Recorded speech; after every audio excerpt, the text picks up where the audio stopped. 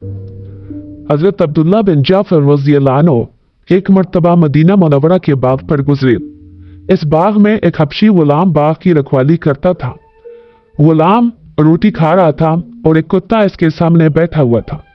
जब वो एक लुकमा बनाकर अपने मुंह में रखता तो वैसा ही लुकमा बनाकर इस कुत्ते के सामने डालता। हजरत अब्दुल्ला बिन जाफर इस मंजर को खड़े देखते रहे। जब वो गुलाम खाने से फारिग हो चुका तो ये इसके पास तशरीफ ले गए और इससे दरियाफ्त किया कि तुम किसके गुलाम हो। इसने कहा कि मैं हजरत उस्मान रज़ियल्लाहु अन्हु के वारसों का गुलाम हूँ। हजरत अब्दुल्ला ने फरमाया कि मैंने तुम्हारी एक अजीब बात देखी। इसने अर्ज किया, आका तुमने क्या देखा? फरमाने लगे कि तुम जब एक लुकमा खाते थे साथ ही एक लुकमा इस कुत्ते को देते थे। इस गुलाम ने अर्ज किया कि ये कुत्ता कई साल से मेरा साथी है, इसलिए जरूरी है कि मैं खाने में भी इसको अपना साथी रखूं। उन्होंने फरमाया कि इस कुत्ते के लिए तो इससे कम दर्जे की चीज भी बहुत काफी थी।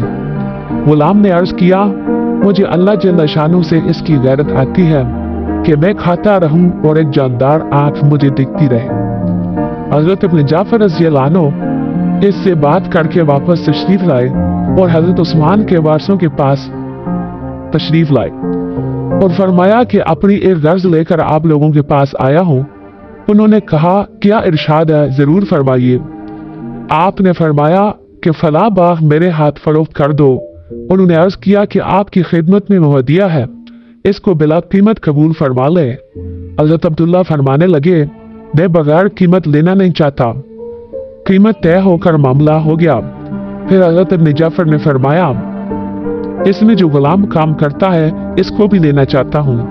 उन्होंने उज़र किया कि वो बचपन से हमारे ही पास पला है, इसकी जुदाई गिरा है। मगर हजरत अब्दुल्ला बिन जाफर के इसरार पर उन्होंने इस गुलाम को भी इनके हाथ फरोख्त कर दिया। हजरत अब्दुल्ला दोनों चीजें खरीद कर इस बाग में तशरीफ ले गए और इस गुलाम से फरमाया कि मैंने इस बाग को और तुमको खरीद लिया है। गुलाम ने अर्ज किया, अल्लाह ताला शानू को आपको ये खरीदारी मुबारक फरमाए और बरकत अता फरमाए। अलबत्ता मुझे अपने आकाओं से जुदाई का रंज हुआ, उन्होंने बचपन से मुझको पाला था।